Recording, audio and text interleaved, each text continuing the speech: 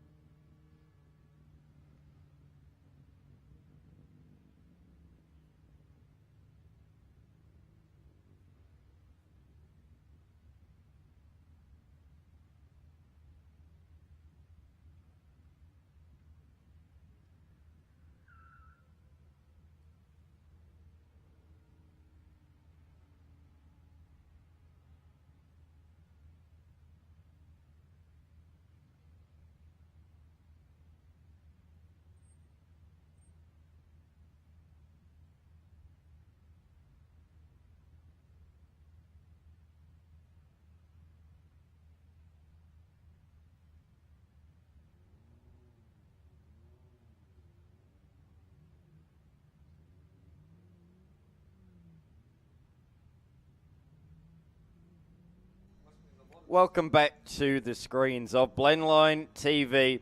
This will be a really good race. We've had some thrillers, particularly race number 1. It was a bit of a truncated race number 2 earlier on today. Hopefully, though, we get a few more green flag laps in this one.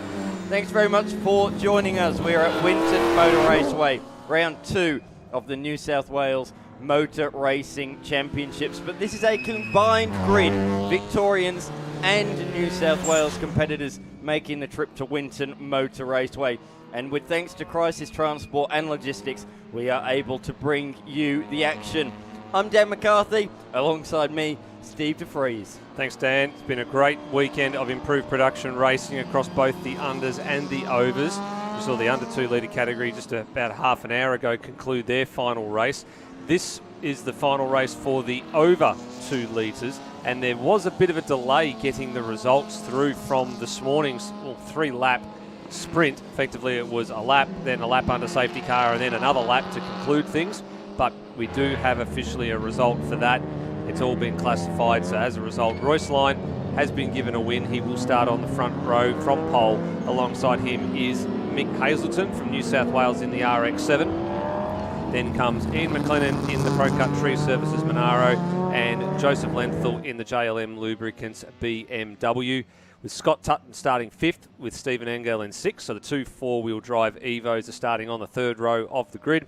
Brett Lehman from 7th, Craig Caspers from 8th, Mark Tutton from 9th, and Travis Campbell in the 2.4 litre Honda Civic starting in 10th. Absolutely, it's a huge field of cars. Beyond that, we have Logan coming from position number 11. Look out for him to continue his march for Vincent Henley Williams, Young, Bodal, Harris, Esmond, Danny Timewell. Is that car back out, Steve? No, there's some news on the Danny Timewell machine, which we will get to in a minute, but we believe that he's not going to start this race. John Perkins was in a little bit of a race against time to get repairs to his RX-7 ready. He was hoping to make it out for the start of this one. Anthony Martin, which is the green number 22 Commodore, he's not going to take part in this from what we understand. And the last car that was there on the list was Luke Valentich, who we saw parked up at turn number 7 before the race had even started this morning. We're going to call that one a self-inflicted mechanical dilemma. And I do say dilemma is because he forgot to tighten the wheel nuts up on the car, so that's why it didn't go anywhere. Speaking of dilemmas. Yep, dilemma for Chris Bodal, the number 128, the EA Falcon. He was meant to start out of 16th. That's not coming back. That's going to stop on pit lane entry. Yeah, that looks like it's going to die a very slow and painful death there coming into the pit lane entry. He looks like he's looking for a gear.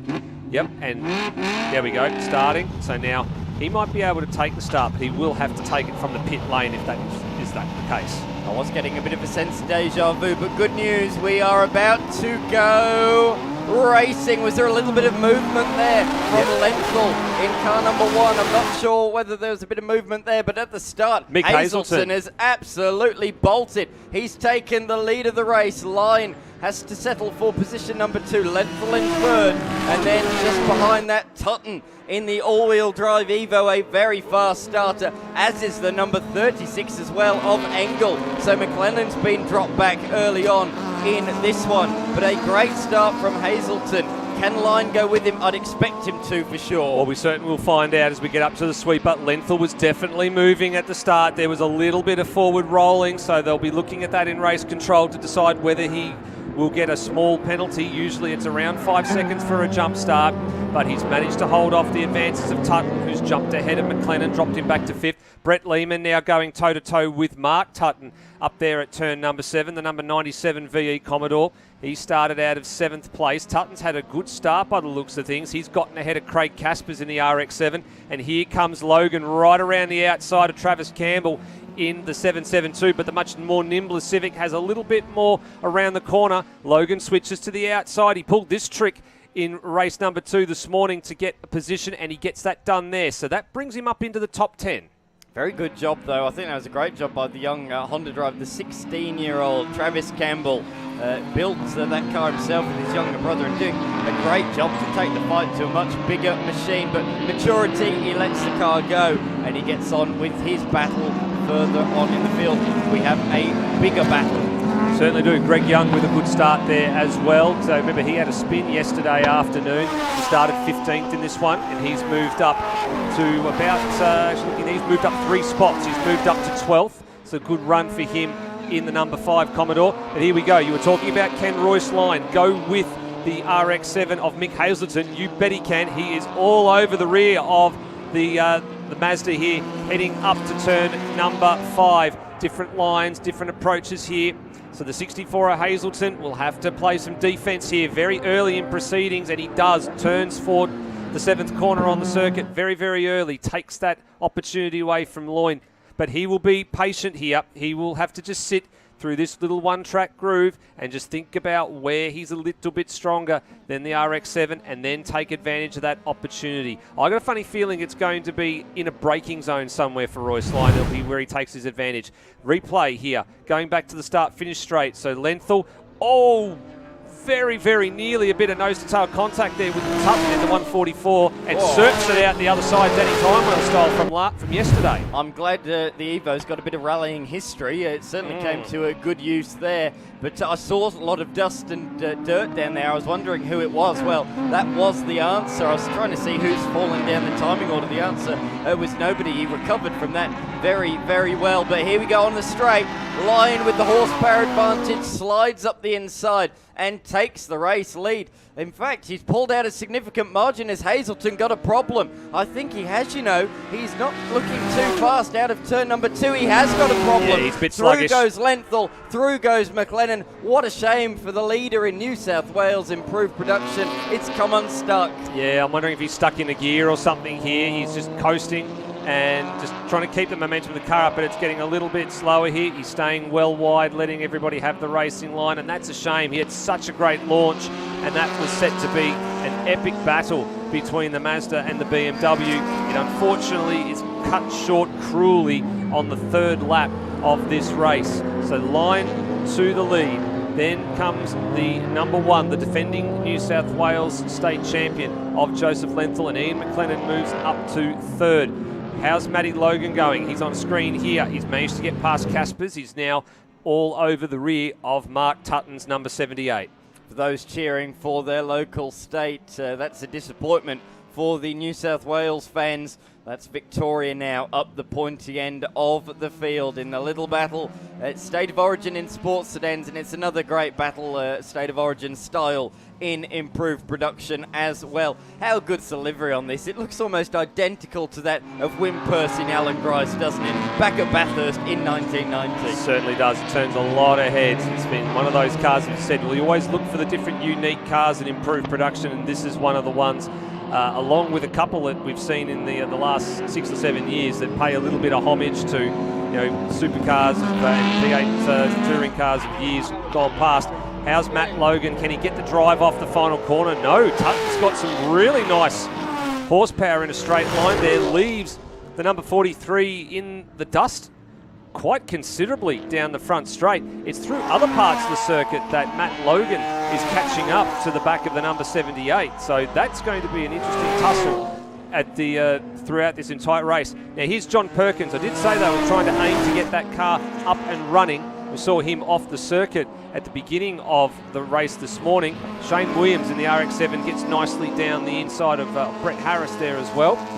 John Perkins having the electronic throttle sensor having to be repaired. He had to solder that on, I believe, after copping a bit of a hit at the beginning of race 2 this morning, and had to make some running repairs very, very quickly. He did have a little bit of damage on the left rear corner from where there was that concertina contact at turn 1 and 2 at the beginning of the race, and that sort of made the car jump forward about 2 or 3 G, and it was enough to shake some of the wiring loose on the throttle sensors underneath the car's bonnet, so had to figure out the best way to repair that. But good to see him getting back out there, and very important for him in the Victorian Championship, because he's up the pointy end and combating with Matt Logan on screen here. And it's all concertinaed up at the top of that order as well, with all the different finishing and non-finishing that's gone on this weekend. So it's really making the Vic Overs Championship quite a contest after nearly 3 rounds of racing. It was already quite a contest, to be honest, but it's turned up a notch here at round 3 of the Victorian Championship. Remember, also round 2 of the New South Wales Improved Production Series. With thanks to Crisis Transport and Logistics, we were able to see all the action here at Winton Motor Raceway. I was pretty impressed, Lenthal able to keep up with Royce Lyon, and he's still continuing to do so, but last lap, Lyon did respond and extended the margin by 0.6, but this is certainly the best showing from Lenthal all weekend. Yep, he's definitely been getting a little bit better as the weekend's gone on. Now Matt Logan on screen here, trying to go the long way round Tutton, and he's got that done. He finally finds a way through on the 78, but the next car for him is Brett Lehman, and he is some 10 seconds up the road. So Matt's got a lot of work to do to grab a couple more points. Now, can the number 83, Craig Caspers, Casper the Ghost they call him, can he sneak up on the back of the 78 here, Mark Tutton, and find a way through in a little bit more of an efficient manner than the car that just went past in Matt Logan? The youngster, the 16-year-old Campbell, is only just behind as well in the little Honda, so don't rule him out. It says 2.6 seconds. It's a lot less than that now, so that could quickly become a 3-way fight. It's a little bit more overcast than we've seen at any point this weekend, so in certain parts of the track you're in bright sunshine, in others you are under cloud cover at the moment, and that's the sort of the weather that can catch you off guard, because you're in the sunlight, you're blinded, it can catch you out. Certainly can. We've got the Evo battle here, so Scott Tutton now being pursued by Stephen Engel, and into turn 4 they go. These cars have had such good acceleration off the start line at the beginning of the races, and they've put that to good effect. Scott Tutton at one stage, he was running 3rd in one of the earlier races, with just being able to just pin the throttle, dart around Ian McLennan, I think it was this morning, and then into third place, but then inevitably falls back. It just doesn't have the overall lateral grip and doesn't have the top end pace that some of the faster cars do. So naturally, after that start, they just need to struggle to hold on to those positions. They do fall back, but they haven't fallen all the way back. They've been able to hold their own once those couple of faster cars have gone past. They engage in their own little battle. You were talking about the Victorian Championship changing a little bit this weekend. Same can be said in this race in New South Wales as well. The championship leader, Michael Hazelton, suffering the DNF as we've seen earlier on. So Scott Tutton and Joseph Lenthal will be rubbing their hands together. They're not too far behind in the championship. That little margin that he had coming into this weekend has been completely eradicated in this race alone. Yeah, it's gone. It's like the same thing that happened with Matt Logan and his non-finish yesterday in the Victorian Championship. Everybody else that was behind him in the standings got a lot of a big boost after that one, and they all caught up. So McLennan and John Perkins and a couple of the others that are here this weekend, Brett Lehman, they all gained ground quite considerably with that 0-point score for Matt Logan yesterday, and then only 11th on the standings today, and now Matt Logan's currently sitting in 7th place. And I have been told as well, in terms of the point score, it is going to be, the Vics will get the Vic points and the New South Wales will get the New South Wales points. So in terms of the state championship for New South Wales, it's a bit of a different scenario where everybody gets the points, but in terms of the individual club championships, it's a bit of a different situation. Logan came from the back of the grid, but due to the red flag, the safety car, we only got 3 laps in the books in race 2 earlier on today. So I know you're saying Logan only finished 11th, but considering he came from the back of the grid and had less than 3 green laps, a recovery to P11 was actually a very good job. Absolutely, and I mean, he was helped along the way by the 4 or 5 DNFs that were there as well. So that gave him, at least half of the positions that he gained. So he'll be ruining what happened yesterday. We're not going to dwell on that anymore, but he's already kicking himself for it.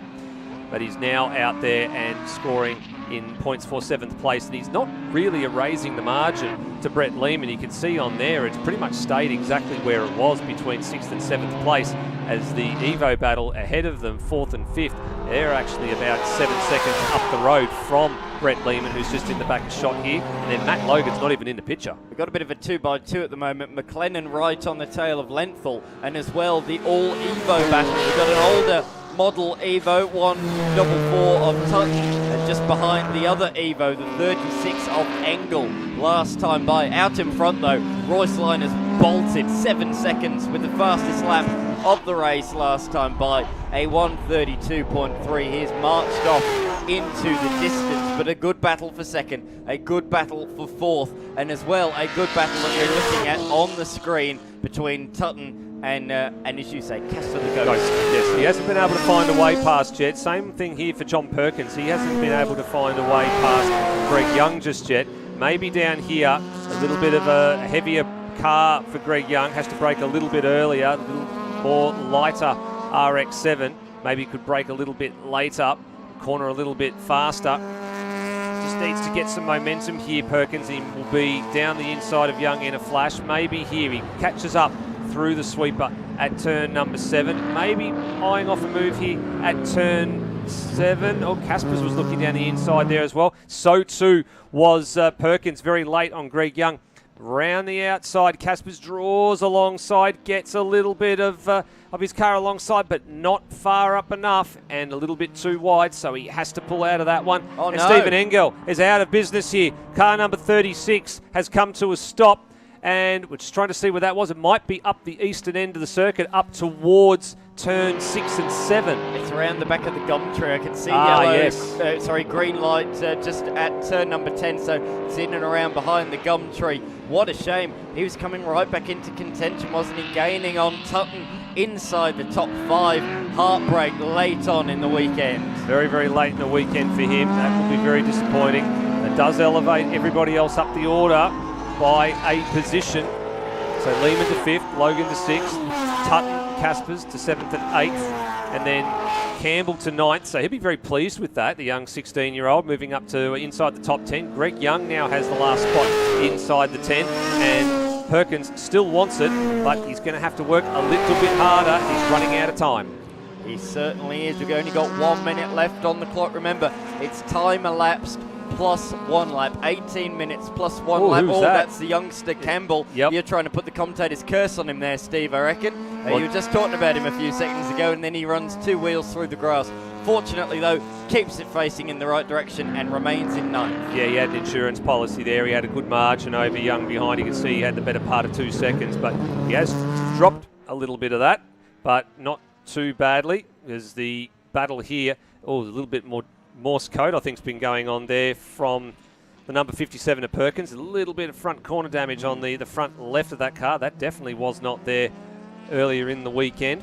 The front bumper's a little bit askew there as well. All right, so John's going to try something a little bit different here. He's got a little bit of purchase on the outside here. You can see the difference in the braking when the lights came on. He's trying very hard to grab that 10th place off of Greg Young. The same way that Ian McLennan's now going to try very, very hard to grab 2nd place on the road off of Joseph Lenthal. These two have been glued together for probably the last 3 to 4 laps. They're in their own little private battle. Royce Lyon's actually starting to lap some traffic at the moment at the top end of the circuit. I think that's Mark Ayresman in the Subaru Impreza that he was just getting past. This is where Lenthal will have the advantage. He'll have it through this part of the course. The change of direction on the BMW much, much stronger compared to the Monaro. Look at the margin he's pulled just in the first few corners of the lap here, or sorry, this sector of the lap, and look at that margin. That's a good 10, maybe even 12 car lengths, but by the time that we turn back to them in a couple of corners, that margin will be back to nothing once again. But we're looking at Royce Lyon, who we believe is on the penultimate lap of the race. I think there'll be one more after this one. As we say, it's time plus 1 lap, but the man with the yellow gloves comes around the corner. No, it is checkered flag. So Royce Lyon is going to take his 2nd race victory of the day, and does so in dominant style. He's going to take the victory by over 8 seconds. Lenthal, is he going to hold on? It's going to be a drag race across the line. The answer is yes. By 0.2 of a second. Very close in the end for position number 2. Lenthal ahead of McLennan. Good job from Lenthal to finish the weekend as the top New South Wales competitor. Yeah, did very well there. That's a reversal of what happened in race in the 2nd race this morning, where McLennan got him on the line. So Lenthal just holds on there in the under-horse-powered BMW. That Monaro, very quick and straight line. Tutton has managed to see off the advantage, see off the challenge rather, from Craig Caspers in the RX-7. So that's a great result for Mark. 2 top 10s today. He was just outside the 10 yesterday, bounces back really well. 7th place for him, 4th place for his brother in the Evo 3. That's a very good job for him. Brett Lehman in 5th, Matt Logan in 6th, the Tutton Caspers, Greg Young, and then Campbell in the 772 takes 10th place. So he actually managed to jump ahead of John Perkins in all of that as well. So not only did Young manage to jump ahead of Campbell, but Perkins wasn't able to get past. He finishes in 11th ahead of Shane Williams and then David Vincent in the 55. That was close in the end between Harris and Ensman. The gap just a 1/4 of a second, in fact less than that. Harris PB lap on the final lap and managed to pinch it on the line. Great job for Improved Production over 2 litre. Great job by all the Improved Production field across the weekend. Big thank you to Crisis Transport and Logistics for making the broadcast possible. Big thank you to New South Wales for allowing the Victorian team to come and race here this weekend. We certainly would like to return the favour by coming up to race with you at some point or another, possibly at One Raceway. I'm looking forward to making this an annual event, possibly on the calendar, making it bigger and better next year.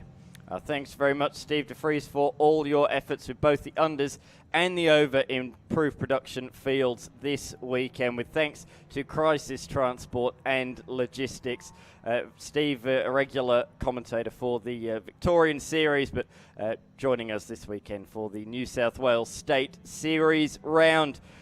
Up next, we turn things a little bit rotary. It's Formula Race Cars up next, it's Formula Race Cars, looking at the wrong Improved Production race on the programme there. That was the over. So up next, we have Formula Race Cars. So a couple of categories in between now and the next Blendline streamed race. Sports sedans will commence at 2:50. local time. So in just half an hour's time, keep your Blendline screens on and you will see all of the sports sedan action. New South Wales versus Victoria, State of Origin theme continues on in half an hour for their final race of the weekend. So stay tuned on Blendline TV.